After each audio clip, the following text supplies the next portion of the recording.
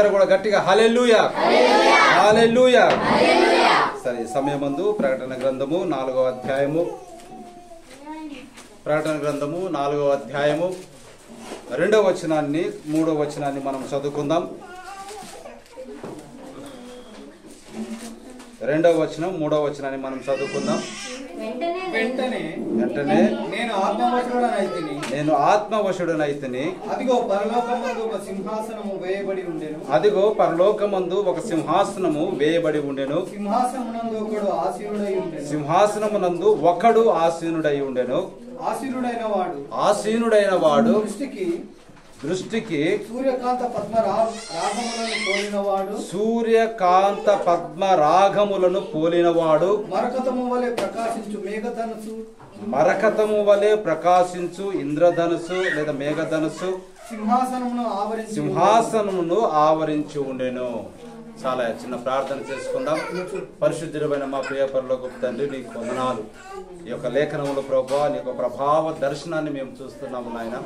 నీ యొక్క తండ్రి మహిమను మేము చూస్తున్నాము ప్రభువా. ఆయన నువ్వు ఆసీనుడైతే ఏ విధంగా ఉంటుందో ప్రభువా, ఈ లేఖనములు మేము గ్రహిస్తూ ఉన్నాము తండ్రి. ఆ ప్రభువా, ఈ యొక్క పునరుద్ధాన దినమందు 1000 దినముల కంటే శ్రేష్టమైన దినముగా ప్రభువా దీన్ని మాకు ఇచ్చారు. కాబట్టి నా తండ్రి, ఈ యొక్క లేఖనాలను ప్రభువా మా మధ్యలో ఉన్నటువంటి పరిశుద్ధాత్మునికి మేము అప్పగిస్తా ఉన్నాము. ఆయన రంగం మీదకు వచ్చిన ఆయన అయా నీ యొక్క దాసుని శిలువ చాటున మరుగుపరిచి మాట్లాడేది నేను కాదు కానీ ప్రభువా మీరే మాట్లాడి ప్రభు సంఘమును పోషించి ఆశీర్వదించి బలపరచమని యేసుక్రీస్తు నామమున స్తుతించి అడిగి ప్రార్థన చేస్తున్నాము. ఆమేన్. మనందరం కూర్చుందాం సిస్టర్స్, కూర్చుందాం బ్రదర్స్. అందరూ కూడా కుర్చీలలో కూర్చొని ఎవ్వరు అటు ఇటు కదలొద్దు నాన్న. చక్కగా శ్రేష్టంగా వినాలి వాక్యమును, అప్పుడే మీకు అర్థమవుతుంది. ఎందుకనగా వాక్యం మనకు ఆహారం అయి ఉన్నది. హల్లెలూయా.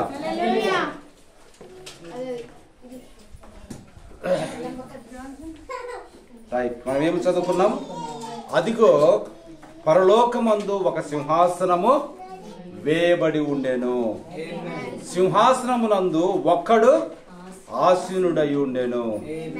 ఆసీనుడైన వాడు దృష్టికి అంటే చూపుకు సూర్యకాంతం అంటే సూర్యుని యొక్క ఎంత వెలుగు ఉంటుందో అంతకంటే ఎక్కువగా సూర్యకాంతము పద్మరాగములను పోలినవాడు.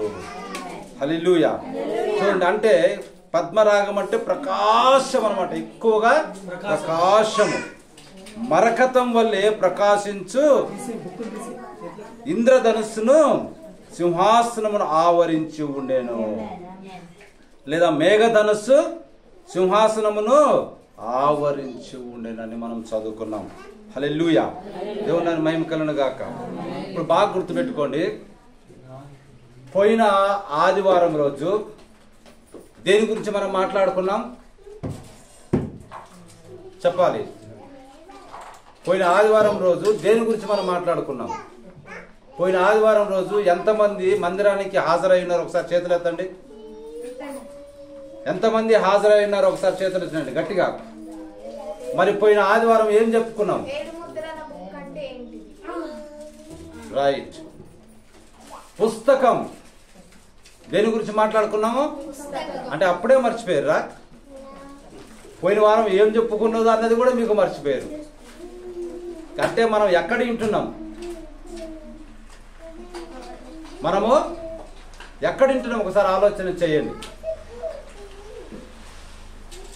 7 ముద్రల పుస్తకం గురించి మనము మాట్లాడుకున్నాం.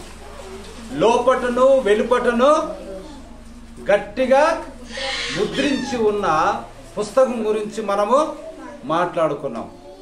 ఆ పుస్తకము ఏమిటి? విమోచన గ్రంథం అని మనం మాట్లాడుకున్నాం. అది నిన్ను నన్ను విమోచించే గ్రంథం అని మనము చదువుకొని ఉన్నాం. హల్లెలూయా. ఇప్పుడు చూడండి, అది సింహాసనమునందు కూర్చున్న ఆయన యొక్క సింహాసనం కూర్చున్న వ్యక్తి యొక్క కుడి చేతిలో ఆ పుస్తకం లేదా ఆ గ్రంథం ఉన్నట్టుగా మనము రాత్రి కాలంలో పోయిన ఆదివారం మనం చూసి ఉన్నాం. హల్లెలూయా. ఇప్పుడు దానికంటే ముందు జరిగిన సన్నివేశాన్ని మనం ఒకసారి పిక్చర్ లాగా మనం ఒకసారి చూద్దాం. ఇప్పుడు చూడండి, ఇక్కడ ఒక సింహాసనము వేయబడి ఉన్నది. ఎన్ని సింహాసనాలు? ఒక్కటే. హల్లెలూయా. బాగా గమనించండి. సింహాసనం చూడండి. ఈ సింహాసనంలో ఎందరు ఆసీనులై ఉన్నారు? ఒక్క వ్యక్తి ఆసీనుడై ఉన్నాడు. బాగా గమనించండి. ఇటు చూడాలి, నాకెళ్ళి పుస్తకాలకి వెళ్ళి కాదు, బైబిల్కి వెళ్ళి కాదు. సింహాసనం ఒకటి వేయబడి ఉన్నది. ఆ సింహాసనంలో ఎవరున్నారు? ఒక వ్యక్తి ఆసీనుడు అయి ఉన్నాడు. ఆయన చూడటానికి దృష్టి కట్టున్నాడు అంటే సూర్యకాంతం వలె వెలుగుమయమైన వ్యక్తిగా మనం చూస్తా ఉన్నాం. ఆ యొక్క సింహాసనం చుట్టూ ఆయన కూర్చొని ఉంటే ఆ యొక్క ఇంద్రధనస్సు లేకపోతే మేఘధనస్సు అన్నది ఆయనను ఆవరించి ఉన్నది. అంటే ఇట్లా ఇప్పుడు మీరు చూస్తారు, వర్షం వచ్చినప్పుడు ఆ యొక్క మేఘధనస్సు 7 రంగులలో ఒక ధనస్సు అన్నది ఉంటుంది, అది ఆవరించి ఉన్నది. హల్లెలూయా. అలాగా ఆయన కూర్చొని ఉన్నాడు. ఆ యొక్క మేఘధనస్సు ఆవరించి ఉన్నది. తరువాత ఈ సింహాసనానికి చుట్టూ ఏంటంట?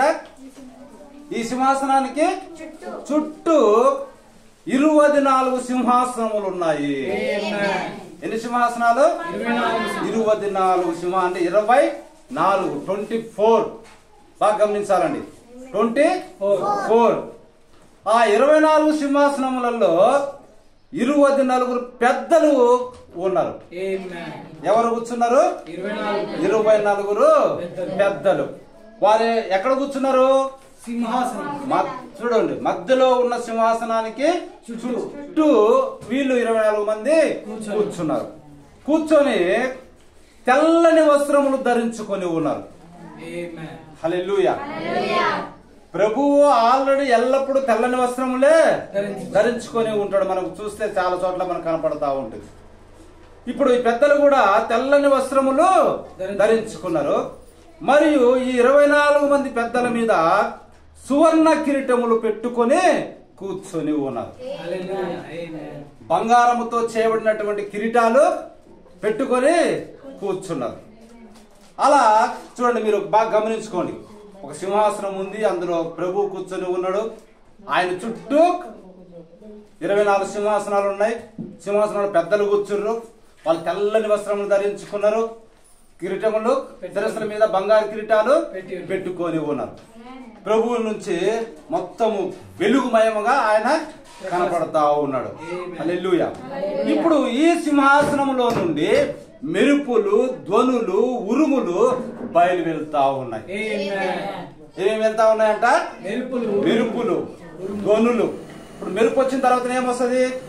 ధ్వని. తర్వాత ఉరుము అన్నది కూడా మనం చెప్తా ఉంటాం.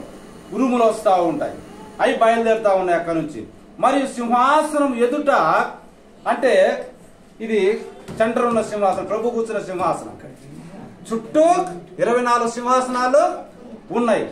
వారికి ప్రభువుకు ఉన్నటువంటి సింహాసనానికి మధ్యలో ఏమున్నదంట? సింహాసనం ఎదుట 7 దీపములు ప్రజ్వరిల్లుచున్నవి. ఎన్ని? 7 దీపములు ప్రజ్వరిల్లుచున్నాయి, అంటే మండుతా ఉన్నాయి. 7 అవి దేవుని 7 ఆత్మలు. ఏమంట? అవి దేవుని 7 ఆత్మలు. అమ్మా బైబిల్ ఏమన్నా అని బ్లాక్ త్వరగా. దేవుని 7 ఆత్మలు. ఇప్పుడు దేవుని 7 ఆత్మలు అంటే ఎవరెవరంటే వాళ్ళు వర్తమానికులు అయి ఉన్నారు. ఆమేన్. హల్లెలూయా. ఎవరై ఉన్నారు? వాళ్ళు వర్తమానికులు అయి ఉన్నారు. భూమి మీదికి పంపబడిన వర్తమానికులు అయి ఉన్నారు. చూడండి, అవి ప్రజ్వలిస్తున్నాయి, అంటే దీపములుగా దేవుని 7 ఆత్మలు. హల్లెలూయా. అంటే దాని అర్థం ఏంటో తెలిసిన? ఒక దేవుని 7 ఆత్మలు, ఒక ఆత్మ పౌలుగా ఉన్నాడు. హల్లెలూయా. బాగా గమనించండి. దేవుని ఎదుట దీపములు ప్రజ్వలిస్తున్నాయి. అవి ఏమని చెప్పుకున్నాము? 7 ఆత్మలు, దేవుని ఆత్మలు. ఆత్మ అంటే ఏంటిది? మనిషి. అంటే ఇక్కడ వర్తమానికుడు అని అర్థం. దేవుని యొక్క ఆత్మ నుండి వచ్చిన వారు. వాళ్ళల్లో ఒకరు పౌలు, మరియు రెండో వ్యక్తి ఐరేనియస్. రెండో వ్యక్తి ఎవరు? ఐరేనియస్. మూడో వ్యక్తి ఎవరు? మార్టిన్. మూడో వ్యక్తి ఎవరు? మార్టిన్ అనే వ్యక్తి. 7 ఆత్మలు ఇప్పుడు ఎన్ని అయినాయి? 3 ఆత్మలు. 4వ ఆత్మ కొలంబా. 4వ ఆత్మ ఏంటిది? కొలంబా. 5వ ఆత్మ మార్టిన్ లూథర్. 5వ ఆత్మ ఏంటిది? Martin Luther. 6వ ఆత్మ జాన్ వెస్లీ. 6వ ఆత్మ ఏంటిది? John Wesley.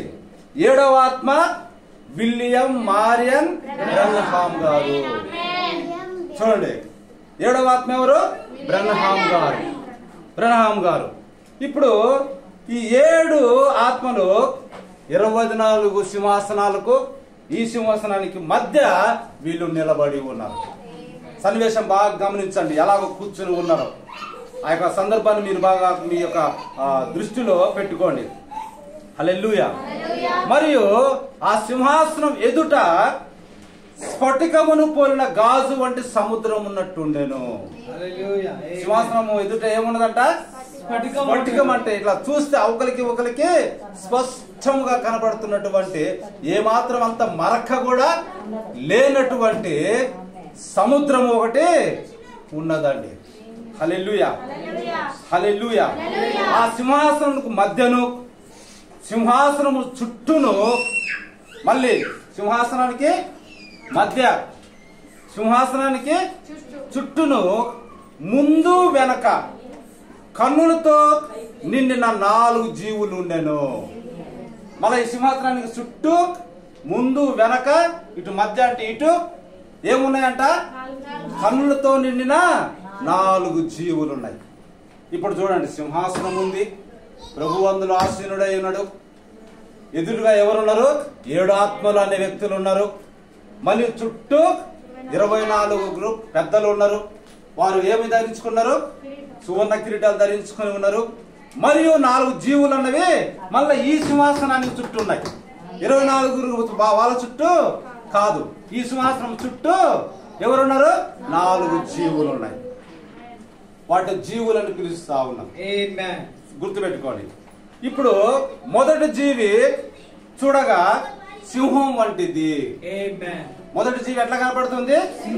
సింహం వంటి దానిలాగా ముఖము కనపడుతున్నది ఇక్కడ.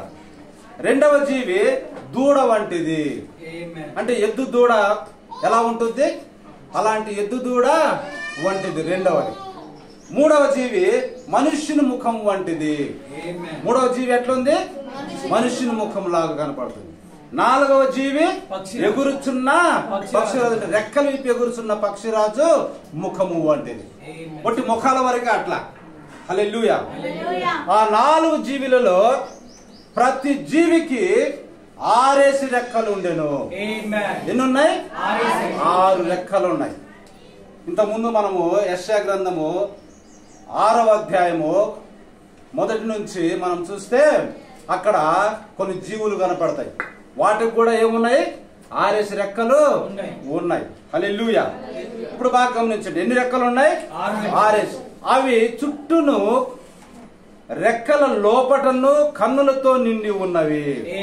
ఆ రెక్కలకు చుట్టూ ఇలా ముడుచుకుంటే చుట్టూ, లోపల కూడా ఏమున్నాయంట? కన్నులే ఉన్నాయి. వాటికి రెక్కలు ఉన్నాయి. బాగా గమనించండి, అవన్నీ కన్నులమయమైన, లోపట వెలుపట అంత చుట్టూ. మళ్ళీ ముఖం ఎట్లా కనబడుతుంది? ఒక జీవి సింహం లాగా, ఇంకొక జీవి ఎద్దులాగా, అంటే దూడలాగా, దూడ పిల్ల దాలాగా. ఇంకొకటి జీవి మనుష్యుని ముఖం లాగా కనపడుతుంది. ఇంకొక జీవి పక్షిరాజు లాగా కనపడతా ఉంది. ఇప్పుడు చూడండి, సమయం ఆ సందర్భం అంతా చూడండి. కుర్చీ, ప్రభు ఆసీనుడై ఉన్నాడు. ఎదురుగా 7 ఆత్మలనే 7 వర్తమానికులు ఉన్నారు. ఆయన చుట్టూ 24 పెద్దలు ఉన్నారు. తర్వాత మళ్ళీ ఈ సింహాసనం ప్రభు చుట్టూ మళ్ళీ ఎవరున్నారు? శరాపులు ఉన్నాయి, జీవులు. అవి ఎలా ఉన్నాయి? కన్నులతో నిండి ఉన్నవి. హల్లెలూయా. ఆ జీవులను శరాపులని యెషయా గ్రంథం పిలుస్తున్నది. ప్రభు ఎక్కడున్నా ఆ జీవులు తప్పకుండా అక్కడ ఉంటా ఉంటాయి పరలోకమందు. మీరు ఎస్కేల్ గ్రంథాన్ని కూడా మీరు చదివినట్లయితే అక్కడ కూడా ఈ జీవులు స్పష్టంగా కనపడతా ఉంటాయి. హల్లెలూయా, దేవుని మహిమ కలుగును గాక. అలాగా సింహాసనం ఆసీనుడై ఉండి యుగ యుగములు జీవించుచున్నవాడు ఎవరంట? ఆయన ప్రభు ఏం చెప్తున్నాడంటే, ఇదిగో నేను మృతుడనైతిని గాని, హల్లెలూయా, ప్రభు ఏం చెప్తా ఉన్నాడు? ఇదిగో నేను మృతుడనైతిని గాని ఇప్పుడు సజీవుడునై యుగ యుగములు జీవించుచున్నాను. ఇప్పుడు ఇక్కడ యుగ యుగములు జీవించుచున్న ఆ యొక్క ఆసీనుడైన వాడు ఎవరు? ప్రభు అయిన యేసుక్రీస్తు. బాగా గమనించాలి, ఎవరు? ప్రభు అయిన యేసుక్రీస్తు. అలాగా ఆయన యుగ యుగములు జీవిస్తూ కుర్చీలో కూర్చొని ఈ జీవులు 24 పెద్దలు వీళ్ళందరూ ఉన్నారు. ఇంకా చాలా మంది కూడా వేరే వాళ్ళు కూడా ఉంటారు. చూద్దాం. అలా ఉన్నప్పుడు అప్పుడు ఆ జీవులు సాగిలపడి, హల్లెలూయా, సారీ ఆ 24 పెద్దలు ఉండండి, ఆ యుగ యుగములు జీవిస్తా ఉన్నాడు. జీవిస్తున్న వానికి ఈ జీవులు అంటున్నాయి మహిమయు. ఈ జీవులు ఏమంటా ఉన్నాయి? మహిమయు అంటే యేసుక్రీస్తుకు మహిమయు, ఇంకా ఘనతయు, ఇంకా కృతజ్ఞతాస్తుతులను కలుగును గాకని ఆ జీవులు కీర్తిస్తా ఉన్నాయి. ఆ జీవులు ఏమని కీర్తిస్తున్నాయి? చెప్పాలి. జీవులు ఏమని కీర్తిస్తున్నాయి? మహిమ, ఘనత, కృతజ్ఞతాస్తుతులు కలుగును గాకని ఆ జీవులు కీర్తిస్తా ఉన్నాయి. సెంటర్ లో కూర్చున్న యేసు ప్రభువును. మరి చుట్టూ ఉన్న 24 పెద్దలు వాళ్ళు ఏం చేశారంటే ఆ సింహాసనుడు వానికి ఎదుట సాగిలపడ్డారు. కుర్చీలలో నుంచి లేచి సాగిలపడ్డారు. హల్లెలూయా, ఆయనకు నమస్కారం చేశారు. యుగ యుగములు జీవించుచున్న వానికి నమస్కారము చేశారు. చేయుచు ఏమని చెప్తా ఉన్నారంటే, ప్రభువా, మా దేవా, నీవు సమస్తమును సృష్టించితివి. యేసుక్రీస్తు సమస్తాన్ని సృష్టించిన వాడు. యేసుక్రీస్తు కంటే ముందు ఏ సృష్టి అన్నది లేదు, లేనే లేదు. హల్లెలూయా. ఆ తర్వాతనే సృష్టి అంతా కూడా యేసుక్రీస్తు వారి నోటి మాట ద్వారా ఆయన కలగజేసినట్టు మనం చూస్తాము. నీ చిత్తమును బట్టి అవి ఉండెను. ఏమున్నాయి? సృష్టి ఆయన చిత్తాన్ని బట్టి ఉన్నాయి. ఆయన చిత్తానుసారం ఇష్టం కోరిక చొప్పున ఆయన యొక్క సొంత ఉద్దేశపూర్వకంగా సృష్టిని నిర్మించుకున్నాడు. దానిని బట్టి సృజింపబడేను. అంతేగాని ఎవరి కొరకు ఆయన సృజించుకున్నాడు? ఆయన మహిమ నిమిత్తం సృజించుకున్నాడు. హల్లెలూయా. కాబట్టి నీవే మహిమ, ఘనత, ప్రభావములు పొందనర్హుడు అని చెప్పుచు ఏమి చెప్తా ఉన్నది పెద్దలు? నీవే మహిమ, ఘనత, ప్రభావములు పొందాలని పెద్దలు చెప్తున్నారు. జీవులు ఏమని చెప్తున్నాయి? జీవులు ఏమని చెప్తున్నాయి? మహిమ, ఘనత, కృతజ్ఞతాస్తుతులు కలుగును గాకని జీవులు చెప్తుంటే, అప్పుడు ఈ పెద్దలు సాగిలపడి ఘనత, ప్రభావములు, మహిమ పొందనర్హుడవని చెప్పుచు తమ కిరీటములను ఆ సింహాసనం ఎదుట వేసిరి. మేము కాదా కిరీటాలు పెట్టుకొని కూర్చోవలసింది? మేము తగ్గించుకుంటున్నామని ఈ సింహాసనం ముందున్న వాని ఎదుట తమ 24 కిరీటాలు కూడా తీసి ఆయన ఎదుట వేసిరి. హల్లెలూయా, దేవుని మహిమ కలుగును గాక. హల్లెలూయా. అలాగా కూర్చున్న ఈ వ్యక్తి కూర్చొని ఉంటే ఇప్పుడు ఏమైందంటే, పోయిన ఆదివారం మనం చెప్పుకున్నట్టుగా లోపటను వెలుపటను రాత కలిగి 7 ముద్రలు గట్టిగా వేసిన ఒక గ్రంథము సింహాసనమునందు ఆసీనుడై ఉండి వాని కుడి చేత చూచితిని. చూడండి, ఈ విధంగా జీవులు పెద్దలు ఆయన కీర్తిస్తూ ఆ సన్నివేశం అంతా ఉండగా ఆయన కుడి చేతిలో ఇప్పుడు ఏం దర్శనమిస్తున్నది? ఒక పుస్తకము లేదా ఒక గ్రంథము కనపడతా ఉన్నది. ఆ గ్రంథం ఏంటిది అన్నది పోయిన ఆదివారం మనం చూసాం. అది విమోచన గ్రంథమైన. హల్లెలూయా. చూడు, దాని గురించి పూర్తిగా మనం చెప్పుకొని ఉన్నాం. ఇప్పుడు మరి ముద్రలు, అది ఎలా ఉంది? ఆ గ్రంథము 7 ముద్రలు వేయబడి ఉన్నది. నువ్వు తీయాలంటే ఆ ముద్రను విప్పాలి. ఇప్పుడు చూడండి, దాని ముద్రలు తీసి ఆ గ్రంథం విప్పుటకు యోగ్యుడెవడని బలిష్ఠుడైన ఒక దేవదూత బిగ్గరగా ప్రసరింప సూచితిని. యోహాను చూస్తా ఉన్నాడు ఈ సన్నివేశాన్ని అంతా. ఈ దినం మనము కూడా ఈ సన్నివేశాన్ని అంతా సంఘం చూస్తా ఉన్నది. ఆయన కుడి చేతిలో 7 ముద్రలు వేయబడిన గ్రంథం ఉంది. ఇప్పుడు ఈ గ్రంథంలో ఉన్న ముద్రలను తీసి ఎవడు యోగ్యుడు తీయటానికి, ఎవడు యోగ్యుడని బలిష్ఠుడైన ఒక దేవదూత బిగ్గరగా చెప్తా ఉన్నాడు. ఎవరు చేస్తారు దీన్ని? ఆయన కుడి చేతిలో బుక్ ఉన్నది. హల్లెలూయా, దేవుని మహిమ కలుగును గాక. ఈ బుక్ ఉన్నది, ఈ గ్రంథం. దీనికి 7 ముద్రలు వేసి ఉన్నాయి, ఒకదాంతో ఒకటి. అప్పుడు పరలోకమందు గాని, రావాలందరూ లోపలికి, పరలోకమందు గాని, భూమి మీద గాని, భూమి కింద గాని ఆ గ్రంథమును విప్పుటకైనను కనీసం చూచుటకైనను ఎవనికి శక్తి లేకపోయేను. ప్రకటన గ్రంథం 5వ అధ్యాయం ఈ మాటలు చూడండి. ఎవరికి శక్తి అనేది లేదు, కనీసం చూడటానికి, ఇంకా ఇప్పడానికి పక్కన పెడు, చూడటానికి కూడా శక్తి ఎవ్వనికి లేదు. ఆ గ్రంథము విప్పుటకైనను చూచుటకైనను యోగ్యుడెవడను కనబడినందున యోహాను బహుగా ఏడ్చుచుండగా. ఎందుకంటే ఆ గ్రంథంలో ఏమున్నది? విమోచన ఉన్నది. 7 సంఘకాలంలో ఏమేమి జరగబోతున్నాయో ఆ ప్రణాళిక అంతా అందులో ఉన్నది. యేసుక్రీస్తు మరణించి పరలోకానికి ఆరోహణమైన తర్వాత ఇక సంఘము, ప్రభువు, అపవాది వీళ్ళంతా ఏమేమి చేయబోతున్నారో ఆ డీటెయిల్స్ అన్ని కూడా ఎక్కడున్నాయి? ఈ 7 ముద్రలలోనే, ఈ గ్రంథంలో ఉన్నాయి. అపవాది గారి ప్రణాళిక ఏంటిది? దేవుని యొక్క ప్రణాళిక ఏంటిది? ఈ 2 ఏ విధంగా లోకంలో ముందుకు కొనసాగిపోతా ఉన్నాయి, సంఘం ఏ విధంగా ఎదగబోతా ఉంది, ఏ విధంగా కష్టాలు పాలవుతుంది. ఇటువంటి అనేకమైన మర్మాలతో కూడుకున్నటువంటి విమోచన పుస్తకం అది. ఇప్పుడు దాన్ని తీయకపోతే మనకు అసలు ఏమీ అర్థము కాదు. విమోచన అనేది మనకు లేదన్నమాట. ఆ బుక్ అంత ఇంపార్టెంట్ అన్నమాట. హల్లెలూయా. కాబట్టి యోహాను అంటే సంఘానికి సాదృశ్యం. సంఘం ఏడుస్తున్నది, అయ్యా ఏంటిది ఇది? అప్పుడు ఏడుస్తుంటే ఆ 24 పెద్దలు ఉన్నారు కదా, ఆ పెద్దలలో ఒకతను ఏడవకుము. ఆమేన్. హల్లెలూయా. ఆ 24 పెద్దలలో ఒక పెద్ద ఏమని చెప్తా ఉన్నాడు యోహాను? సంగమా ఏడవకుము, ఇదిగో దావీదుకు చిగురును లేదా దావీదుకు వేరును, యూదా గోత్రపు సింహము 7 ముద్రలను తీసి ఆ గ్రంథమును విప్పుటకై జయము పొందనని చెప్పాను. హల్లెలూయా. ఎవరంట? పరలోకములో గాని, భూమి మీద గాని, భూమి కింద గాని ఎవరు యోగ్యుడుగా లేరు. కానీ ఎవరు యోగ్యుడుగా ఉన్నారు? దావీదు చిగురు, ఆ వేరు, ఆయన యూదా గోత్రపు సింహము. ఆ ముద్రలను తీసి ఆ గ్రంథాన్ని విప్పుటకు జయము పొందుకున్నారు. హల్లెలూయా. దేవుని మహిమ కలుగును గాక. హల్లెలూయా. అసలు ఎట్లా జయం పొందుకున్నాడో మనము తర్వాత చదువుకుంటే ఉంటుంది. అదే విధంగా మనము కూడా ఈ విమోచన జయాన్ని మనం పొందుకోవాలంటే ఈయన ఏం చేశాడో మనము కూడా అదే రీతిగా రావాలి. హల్లెలూయా.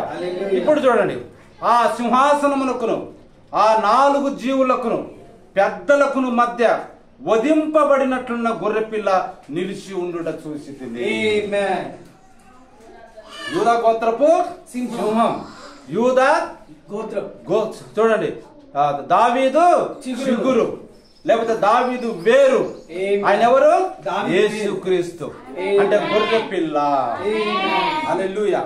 వధింపబడినట్లుండిన అంటే ఇంకా రక్తము కారుచున్నట్లాగా ఉన్నటువంటి గొర్రె పిల్ల నిలిచి ఉన్నది. ఆ గొర్రె పిల్లకు 7 కొమ్ములును 7 కన్నులు ఉండేను. ఆమేన్. హల్లెలూయా. ఈ గొర్రెపిల్లకి ఏమేమి ఉన్నాయంట? 7 కొమ్ములు. కొమ్ములు అంటే అధికారము. బాగా గుర్తుపెట్టుకోండి. కొమ్ము అంటే పరిశుద్ధ గ్రంథంలో మీరు ఎక్కడైనా చూడండి అధికారం అని మీరు అక్కడ అర్థం రాసుకోవాలి. హల్లెలూయా. 7 కన్నులు ఉండేను. కన్నులు అంటే దేవుని 7 ఆత్మలు. Amen. ఆ ఆత్మలు ఎవరో మనం ఇంతకుముందు మనం చదువుకున్నాం, 7 వర్తమానికులు. ఆమేన్, హల్లెలూయా. ఎందుకంటే యేసుక్రీస్తు ఎల్లప్పుడూ తన వర్తమానికులతోటే ఉన్నాడండి. సంఘములో మొదటి అధ్యాయం మనం చూస్తే ఆయన సంఘములో మనుష్య కుమారుని పోలిన వారిగా సంచరిస్తున్నట్టుగా మనం చూస్తూ ఉంటాం. కాబట్టి హల్లెలూయా. కాబట్టి ఈ వర్తమానికులతోటి ఆయన సంఘములో పని చేపిస్తున్నట్టుగా మనము చూస్తూ ఉంటాం అన్నమాట. కాబట్టి ఏం కలిగి ఉన్నాడు ఆయన? 7 ఏమున్నాయి? 7 కొమ్ములు, 7 కన్నులు. ఆ కన్నులు దేవుని 7 ఆత్మలు, వారి 7 వర్తమానికులు. ఆ కన్నులు భూమి అంతటికి పంపబడిన దేవుని 7 ఆత్మలు. అక్కడే క్లియర్ గా ఉంది. కన్నులు అంటే ఏంటిది? దేవుని 7 ఆత్మలు. ఎక్కడికి పంపబడ్డారు? భూమి అంతటికి, అంటే 7 సంఘ కాలంలోకి పంపబడ్డారు. వాళ్ళే మనం ఇంత ముందు చూసినట్టుగా Paul, Irenaeus, Martin, Columba, Martin Luther, John Wesley, Branham గారు. హల్లెలూయా. వీళ్ళు భూమి అంతటికి పంపబడితే 7 సంఘ కాలాలకు ఒక్కొక్క సంఘానికి ఒక్కొక్క వ్యక్తి బోధ చేసినట్టుగా మనం చూస్తా ఉన్నాం. హల్లెలూయా. ఇప్పుడు ఈ వధింపబడినట్టుండిన గొర్రెపిల్ల వచ్చి సింహాసనం ముందు ఆశ్రయుడు ఆయన యొక్క కుడి చేతుల నుండి ఆ గ్రంథాన్ని తీసుకున్నాడండి. హల్లెలూయా. అసలు అంతకుముందు ఆయన ఎక్కడున్నాడు? ఇక్కడే ఉన్నాడు. ఆయన ఏమని చెప్పాడు? నేను జయించి నా తండ్రి సింహాసనం నందు కూర్చున్న ప్రకారం. ఎక్కడ కూర్చుండు? తండ్రి సింహాసనం నందు కూర్చున్నాడు. కానీ మనిషికి ఎట్లా కనపడుతున్నాడు? ఒక్కడే కనపడుతున్నాడు. ఒక్కడు ఆసీనుడై ఉండని మనం చదువుకున్నాం. కాబట్టి ప్రభు ఏం చెప్తుండు? భూలోకంలో శరీరధారి ఉన్నప్పుడు నేను తండ్రి అందును తండ్రి నా యందును ఉన్నాడని నువ్వు ఎరుగవా? హల్లెలూయా. దేవుని మహిమ కలుగును గాక. ఇప్పుడు గొర్రె పిల్ల బయటకు వచ్చి తండ్రి చేతుల నుండి ఆ యొక్క బుక్కును తీసుకున్నట్టుగా మనం చూస్తా ఉన్నాం. హల్లెలూయా. ఆయన దానిని తీసుకున్నప్పుడు ఆ 4 జీవులను, వీణెలను, ధూపద్రవ్యములతో నిన్న సువర్ణ పాత్రను పట్టుకొని ఉన్న ఆ 24 పెద్దలను చూడండి. ఎప్పుడైతే ఆయన వచ్చి ఆ బుక్ తీసుకున్నాడో కిరీటాలు 24 పెద్దలు కింద పడేశారు కదా ఆయన ఎదుట. ఆ తర్వాత ఏం పట్టుకున్నారంట? వీణెలను, ధూపద్రవ్యములతో నిండిన సువర్ణ పాత్రలను 24 పెద్దలు పట్టుకొని ఉన్నారు. ఇప్పుడు జీవులు ప్లస్ 24 పెద్దలు వారి చేతుల్లో ఉన్నటువంటి వీణలు, ధూపద్రవ్యంతో నిండిన సువర్ణ పాత్రలు పట్టుకొని ఏం చేస్తున్నారు? ఈ గొర్రె పిల్ల ఎదుట సాగిలపడిరి. గొర్రెపిల్ల ఎదుట ఏం చేస్తా ఉన్నారు? జీవులు సాగిలపడ్డాయి, మరియు 24 పెద్దలు సాగిలపడ్డారు. ఆ పాత్రలు పరిశుద్ధుల ప్రార్థనలు. ఏంటి అంట? పరిశుద్ధుల ప్రార్థనలు అండి. హల్లెలూయా. పాత్రలు అంటే ఇప్పుడు ధూప ద్రవ్యములు అంటే పరిశుద్ధుల ప్రార్థనలు. ఆమేన్, హల్లెలూయా. ఇప్పుడు చూడు, ఆ 24 పెద్దలు చెప్తా ఉన్నారు, నీవు అంటే గొర్రెపిల్ల ఈ గ్రంథాన్ని తీసుకొని దాని ముద్రలను విప్పుటకు యోగ్యుడవు. ఎందుకు యోగ్యుడవు అంటే ఇప్పుడు ఉన్నది. హల్లెలూయా. నీవు వధించబడిన వాడవై నీ రక్తమిచ్చి. అది ఎందుకు ఆయన విజయుడైండు? ఆయన తన స్వరక్తమును ఇచ్చాడండి, వధింపబడ్డాడండి ఆయన. కాబట్టి దేవుడు తన స్వరక్తం ఇచ్చి కొన్న సంఘము అంటే యేసుక్రీస్తు ఎవరై ఉన్నారు? దేవుడై ఉన్నాడు. ఆమేన్, హల్లెలూయా. నువ్వు ఎందుకు జయం పొందావు? ఎందుకు ఈ పుస్తకాన్ని తెరవడానికి నువ్వు యోగ్యుడవు? మరి పరలోకమందు గాని, భూమి మీద గాని, భూమి కింద గాని ఎవడు యోగ్యుడిగా లేడే. మరి నువ్వు ఒక్కడు మాత్రం ఎందుకు యోగ్యుడుగా ఉన్నావంటే దాని అర్థం ఏంటిది?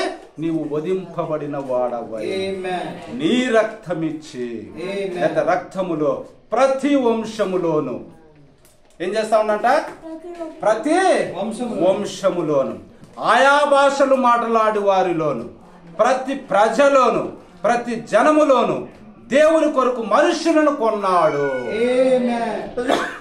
ఆమేన్, హల్లెలూయా. పౌలు భక్తుడు ముందే చెప్తా ఉన్నాడు ఈ విషయాలు రాయబడక ముందే. హల్లెలూయా. ఏం చెప్తా ఉండు ఆయన? దేవుడు తన స్వరక్తమిచ్చి కొన్న సంఘము. హల్లెలూయా. నువ్వు కొనబడిన వాడివి, విలువ పెట్టి కొనబడిన వాడు. నువ్వు నీ సొత్తు కాదు, నువ్వు దేవుని సొత్తు. హల్లెలూయా. చూడండి, కాబట్టి మన సొత్తు కాదండి. మనలో ఒక వ్యక్తి కొన్నప్పుడు మళ్ళీ మన సొంత చిత్తాన్ని చేయడానికి మనకు ఆస్కారం అన్నది లేదండి. కాబట్టి దేవుని కొరకు మనుష్యులు ఆయన రక్తంతో కొంటా ఉన్నంట. హల్లెలూయా. కాబట్టి నీకు రక్తం ఇచ్చాడు, నువ్వు పరిశుద్ధులు అవుతా ఉన్నావు. నాకు రక్తం ఇచ్చాడు, నేను పరిశుద్ధుని అవుతా ఉన్నా. మీకు రక్తం ఇచ్చాడు, మీరు పరిశుద్ధులు అవుతా ఉన్నారు. ఎవరినైతే ఆయన కొంటా ఉన్నాడు వారు ఎంతో అదృష్టవంతులు.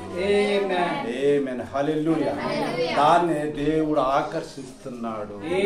ఒకడు తండ్రి ఆకర్షించితేనే కానీ నా యొద్దకు రాలేడు. కాబట్టి తండ్రి ఆకర్షించడం అంటే ఏంటిది?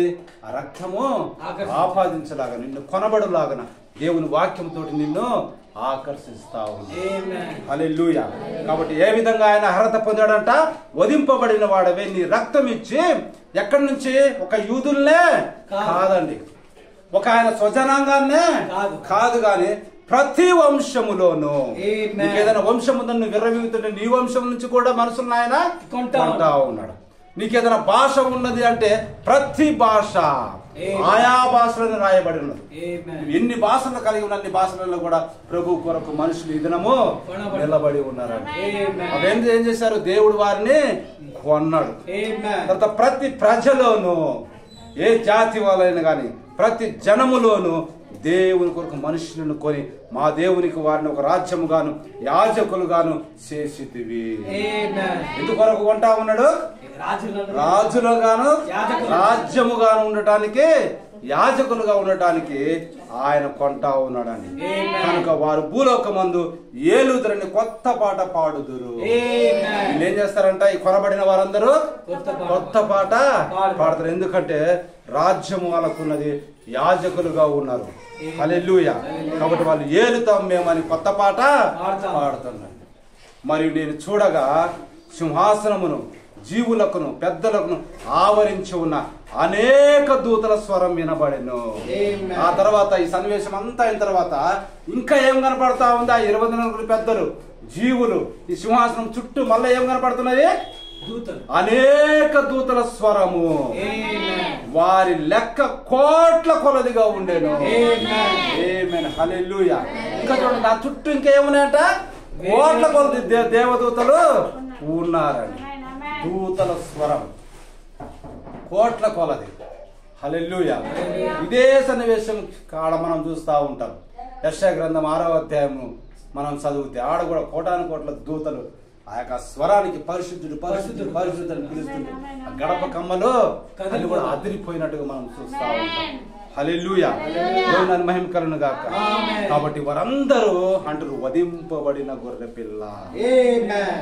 ఎవరు పిలుస్తా ఉన్నారు? వధింపబడిన గొర్రె పిల్ల. శక్తియు, ఐశ్వర్యమును, జ్ఞానమును, బలమును, ఘనతయు, మహిమయు, స్తోత్రమును పొందనర్హుడు అని గొప్ప స్వరముతో చెప్పుచుండిరి. ఇంకా జీవులు కీర్తించినది వచ్చేసింది. 24 పెద్దలు కీర్తించింది ఇందులోకి వచ్చేసి శక్తియు, ఐశ్వర్యమును, జ్ఞానమును, బలమును, ఘనతయు, మహిమయు, స్తోత్రములు అన్ని కూడా ఎవరికి? వధింపబడిన గొర్రె పిల్ల, ఆయన ప్రభు అయిన యేసుక్రీస్తు. హల్లెలూయా. ఒకసారి చప్పట్లు కొడదాం ఆయన కొరకు. హల్లెలూయా. హల్లెలూయా. ఎందుకంటే ఆయన ఏదో 3 మేకులు పీక్కోలేక చనిపోయింది కాదండి. ఇంత హిస్టరీ ఉంది అందులో. చాలా మంది సులకనగా చేసి ఆయన మరణాన్ని మాట్లాడుతూ ఉన్నారు. 3 మేకులు పీక్కోలేనివాడు దేవుడా అని సులకనగా చేస్తున్నదేమో, కానీ దాని వెనక ఆయన పొందుకున్నది ఏంటిదంట? శక్తి. హల్లెలూయా. నాకు ఇప్పుడు పరలోకమందును భూలోకమందును ఏమున్నది? సర్వ అధికారము. దేవుడికన్నా ఉన్నదా? ఎవరికన్నా ఉన్నదా? ఈ వధింపబడిన గొర్రె పిల్లకు మాత్రమే ఉన్నదండి. అంతేకాదు ఐశ్వర్యం. వాడు అంటాడు ఒకడు, ఓ మా దేవుడు రిచ్చి. మీరు ఆ యూట్యూబ్లలో చూస్తే ఏమంటున్నాడు ఒకడు బలిసిన వాడు? రిచ్ మా దేవుడు. మీ దేవుడు పూర్ పూర్ అంటున్నాడు. కానీ ఈ సృష్టి అంతా కూడా ఆయనదే. పరలోకం భూమి మీద సర్వ అధికారం అంటే ఎంత రిచ్చి. కాబట్టి ఐశ్వర్యము, బుద్ధి, జ్ఞానములు, సర్వ సంపదలు ఎవరెందుకు గుప్తమై ఉన్నవి? క్రీస్తునందు గుప్తమై ఉన్నవని రాయబడి ఉంది. కాబట్టి ఈయన అస్సలైన రిచ్. వధింపబడిన గొర్రెపిల్ల శక్తియు ఐశ్వర్యమును. ఆయన అంటున్నాడు, నాకు భూమి మీదను పరలోకమును సర్వాధికారము ఉన్నది. అంతేకాదు పాతాళ లోకం యొక్క తాళపు చేతులు, ఇంకా మరణం యొక్క తాళపు చేతులు కూడా నాకు అన్నీ ఉన్నాయి. హల్లెలూయా, ఎంత గొప్పవాడో చూడు. తర్వాత జ్ఞానమును, ఇంకా ఏంటిదంట? జ్ఞానం కూడా ఆయన నిక్షిప్తమైనది. బలమును, మరణాన్ని ఓడించిన బలం అండి అది. హల్లెలూయా. మరి మీ దేవుడు అని చెప్పుకుంటున్నావు, ఓ మా దేవుడు రిచ్ అని చెప్పుకుంటున్నావు, ఓ మా దేవుడు అది ఇది అని చెప్పుకుంటున్నావు. మరి మీ దేవుడు బలము గలవాడా? ఇది నేను అడుగుతా ఉన్నా, మీ దేవుడు బలము గలవాడా? మరి బలము గలవాడైతే మరణం నుండి ఎందుకు లేలేకపోయిండు? హల్లెలూయా. మరణ బలము గల వాళ్ళని బలముతోటి వాడిని జయించినట్టు మనం చూస్తా ఉన్నాం. హల్లెలూయా. మరణ బలం గలవాడు ఎవరు? అపవాది. వాడినే ఓడించిన వాడు. ఆమేన్. హల్లెలూయా. కాబట్టి ఘనత ఎవరికైనా ఏదైనా కావాలంటే ఘనత యేసుక్రీస్తు మాత్రమే ఉన్నదండి. నీకు ఈ లోకంలో లేకపోతే ఈ దేశంలో మీ వాడికి ఒకవేళ ఘనత ఉండొచ్చేమో, కానీ ప్రభువుకు సర్వలోకమందు ఘనత ఉన్నది. ప్రతి జాతిలో ఆయనకు ఘనత ఉన్నది. ప్రతి ప్రజలో ఆయనకు ఘనత ఉన్నది. ప్రతి వంశంలో ఆయనకు ఘనత ఉన్నది. ఆయా భాషలు మాట్లాడే వారిలో ప్రభువుకు ఘనత ఉన్నది. ఆయన మహిమయు స్తోత్రమును పొందనర్హుడని గొప్ప స్వరముతో చెప్పుచుండురి.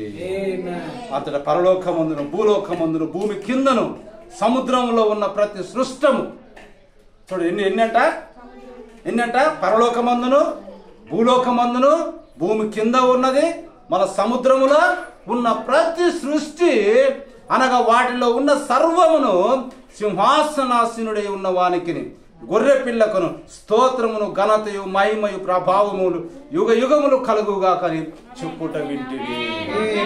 వాడని వీడని ఎవరు లేదండి. అందరూ కూడా ప్రభువునే స్తోత్రము చేయాలండి, ఆయన్ని స్తుతించాలండి. హల్లెలూయా.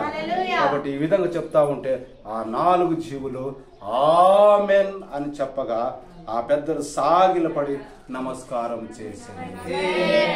ఇదంతా అయిన తర్వాత ఆ 4 జీవులు ఏమని పిలుస్తా ఉన్నాయి? ఆమెన్ అంటే అలాగా జరుగునుగాక. ఆమెన్ అంటే అర్థం ఏంటిది? అలాగో జరుగునుగాక. ఆమేన్. హల్లెలూయా. చూడండి ఎంత గంభీరము, ఎంత గొప్ప స్థితి ప్రభు పొందుకొని ఉన్నాడు. ఆయన ఎందుకు అన్ని బాధలు పడ్డాడు? ఎందుకు వధింపబడిన వాడు అంటే ఆయన జయించటానికి. ఆయన ముందున్నటువంటి ఆనందము కోరకండి. హల్లెలూయా. దేవుని నన్ను మహిమకలను గాక. కాబట్టి ఆయన ఎత్తబడి ఎక్కడికి వెళ్ళాడు? మహామహుని కుడి పార్శ్వమందు ఆసీనుడై ఉన్నాడు. మహామహుడు అంటే ఏంటిది? దేవుని కుడి పార్శ్వమందు ఆసీనుడు. కుడి పార్శ్వం అంటే ఏదో కుడి తొడ మీద కాదండి, అది అధికారము. కుడి పార్శ్వం అంటే ఏంటిది అర్థము? అధికారము. అధికారములో మళ్ళీ ఆయన కూర్చొని ఉన్నాడు. కాబట్టి ప్రభు చెప్తా ఉన్నాడు, నాకు భూలోకమందును పరలోకమందు సర్వ అధికారం ఉన్నదని. దేవుడు తన వర్తమానం దీవించును గాక. దేవుడు మనలందరినీ దీవించును గాక. కాబట్టి ఆ పుస్తకము ఎంత విలువైందో మనము చూస్తా ఉన్నాం. ఆ పుస్తకాన్ని తీసుకున్నాడు ఆయన. ఇప్పుడు అంతకుముందు ఆ పుస్తకము విమోచన పుస్తకం అని మనం చూసాం. ఆ పుస్తకము తీసుకుని ఎక్కడ కూర్చున్నాడు ఆయన? సింహాసనమునందు కూర్చున్నాడు. సింహాసనం కూర్చున్నప్పుడు ఎట్లా కనపడుతుంది ఆయన? 24 పెద్దలు చుట్టూ ఉన్నారు, 4 జీవులు ఉన్నాయి. అంతేకాదు కోటాను మంది దేవదూతలు ఉన్నారు. మహామహిమతోటి వెలుగుతోటి ఆయన ప్రకాశిస్తా ఉన్నారు. ఆయన ఏమని కీర్తిస్తా ఉన్నారు? ఘనత, మహిమ, ప్రభావములు, కృతజ్ఞతాస్తుతులు అన్ని ఏవైతే వాటి అన్నిటిను పెద్దలు, జీవులు, తర్వాత దూతలు కీర్తిస్తా ఉన్నారు. హల్లెలూయా. దేవుని నన్ను మహిమ కలుగును గాక. మొదట మళ్ళీ వచ్చే ఆదివారం మనకు వీలైతే ఇప్పుడు ఆ పుస్తకము తీసుకున్నాడు, ఇక దాన్ని ఏం చేయాలి? ఇప్పుడు ఏం చేయాలి? ఇంకా ఆ ముద్రలు విప్పాలి. అలా విప్పినప్పుడు, ఒక ముద్ర విప్పినప్పుడు ఏం జరుగుతుంది? రెండవ ముద్ర విప్పినప్పుడు ఏం జరుగుతుంది? మూడవ ముద్ర విప్పినప్పుడు ఏం జరిగింది? నాలుగవ ముద్ర విప్పినప్పుడు ఏం జరిగి ఉంది? ఐదవ ముద్ర విప్పినప్పుడు ఏం జరుగుతుంది? ఆరో ముద్ర విప్పినప్పుడు ఏం జరుగుతుంది? ఏడో ముద్ర విప్పినప్పుడు ఏం జరుగుతుందో అది ఇంపార్టెంట్ అండి. దాన్ని మనము వచ్చే ఆదివారం నుంచి మళ్ళీ కంటిన్యూగా మనము వాటిని ధ్యానించుకుందాం. అంతవరకు దేవుడు మిమ్మల్ని దీవించును గాక. దేవుడు తన పరిశుద్ధ వాక్యం దీవించును గాక. కలలో వచ్చినట్టు ప్రార్థన చేసుకుందాం. బంద్ చేస్తాం.